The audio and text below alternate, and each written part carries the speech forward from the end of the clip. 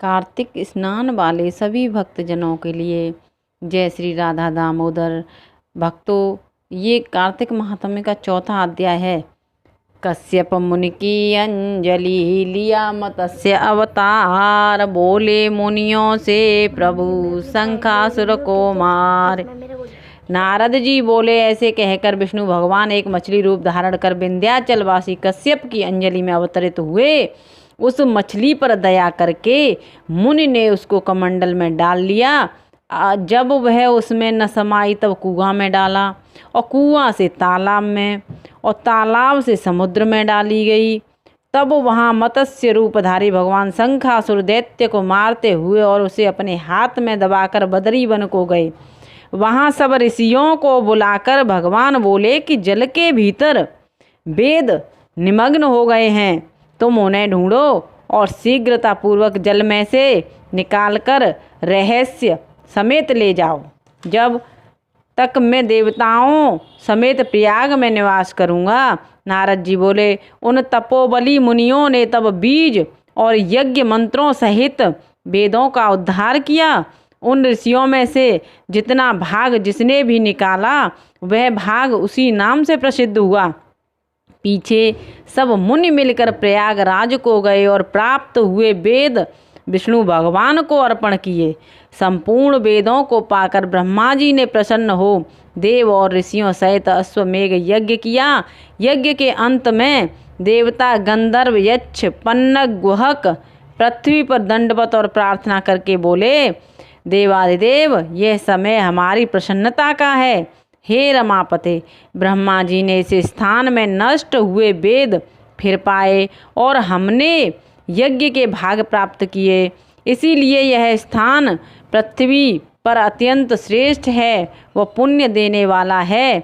यह महीना भी अज्ञान आदि को दूर कर अच्छे फल करने वाला होवे, ऐसा वरदान हमको दीजिए। श्री विष्णु भगवान बोले, हे देवताओं, जो बात तुमने कही है यही मुझे भी पसंद है, सो ऐसा ही होगा। यह ब्रह्म क्षेत्र नाम से सबको सुलभ होगा।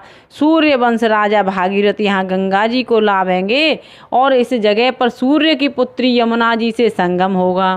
ब्रह्मा आदि तुम सब देवता मेरे साथ निवास करो और यह तीर्थ तीर्थराज के नाम से प्रसिद्ध होगा। यहाँ किया हुआ दान तप व्रत होम पूजा आदि कर्म अनंत फलदायक और मेरे पास पहुँचाने वाले होंगे। अन्य जन्मों के किए हुए पाप कर्म भी इस तीर्थ के दर्शन मात्र से ही नष्ट हो जाएंगे। जो मनुष्य देह धारण कर मेरे समीप प्राण परित्याग करेंगे वे मोक्ष को प्राप्त करेंगे। जो पुरुष अपने पितृश्वरों का यहाँ श्राद्ध करेंगे उनके पितृगण मेरे स्वरूप को धारण करेंगे। यह काल भी मनुष्यों को पुण्य फल देने वाला होवेगा। माघ मास में मकर संक्रांति को प्रातःकाल स्नान करने से यहाँ पर संपूर्ण पाप नष्ट हो जाते हैं। जैसे सूर्य से अंधेरे का नाश हो जाता है, उनको मैं सालोक के सामीप्य और सारूप्य इन 3 प्रकार की मुक्ति क्रम से देता हूँ। हे मुनीश्वरों, मैं सर्वज्ञ रूप से बदरी वन में सदैव निवास करता हूँ। जो फल अन्य तीर्थों में 100 वर्षों में मिलता है वह तुमको वहाँ एक दिन में ही प्राप्त होवेगा। उस स्थान के दर्शन करने वाले मनुष्य जीवन मुक्त हो जाते हैं, उन्हें कोई भी पाप नहीं लगता। नारद जी बोले, हे प्रभु, देवता लोग ऐसा कहकर ब्रह्मा जी सहित वहीं अंतर ध्यान हो गए और इंद्रादिक देवता अपने अंशों से वहाँ स्थित रहकर अंतर ध्यान हो गए।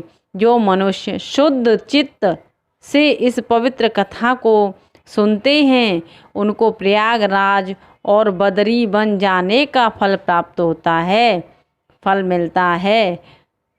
चौथा अध्याय कार्तिक महात्म्य का पूरा हुआ।